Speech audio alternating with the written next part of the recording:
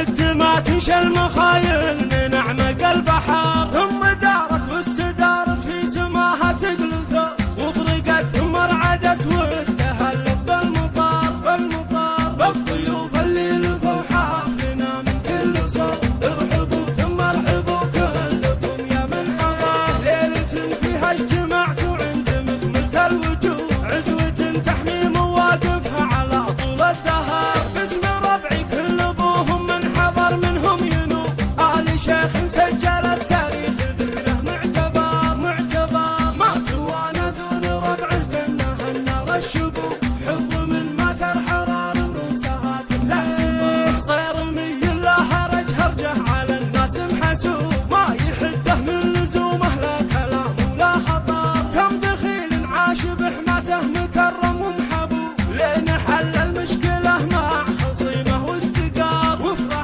وفرحوا به عزوته من شمال ومن جنوب، عقب ما هو كان عايش بهم وفي حنان. لبسوه الثوب الابيض من شروق الغروب، رافعين الرايه البيضة بعد طول الصبر. واطيب الافراح للعريس هبي يا هبوب، وانثري ورد التهاني والرحيق من الزهر. واطيب الافراح للعريس هبي يا هبوب، وانثري ورد التهاني والرحيق من الزهر. فوق روس اهل الكرم واهل المكارم بالوجوه، رددوا مبروك للعريس في ليله عمره. مرحبا ترحيب وافي من اعماق القلوب، عد ما تنشى المخايل من اعماق البحر، ثم دارت واستدارت في سماها تقلث، وبرقت ثم رعدت واستهلت بالمطار بالضيوف اللي لفوا حافلنا من كل صوب. ارحبوا ثم ارحبوا كلكم يا من حضر، ليلة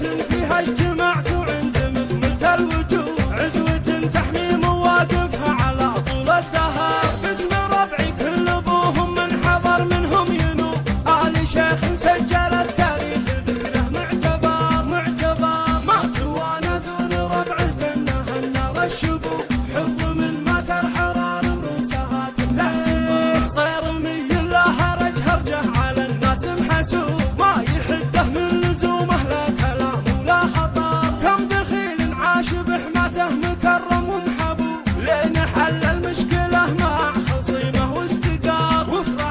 وفرحوا به عزوته من شمال ومن جنوب، عقب ما هو كان عايش بهم وفي حنان. لبسوه الثوب الابيض من شروق الغروب، رافعين الرايه البيضة بعد طول الصبر. واطيب الافراح للعريس هبي يا هبوب، وانثري ورد التهاني والرحيق من الزهر. واطيب الافراح للعريس هبي يا هبوب، وانثري ورد التهاني والرحيق من الزهر. فوق روس اهل الكرم واهل المكارم بالوجوه، رددوا مبروك للعريس في ليله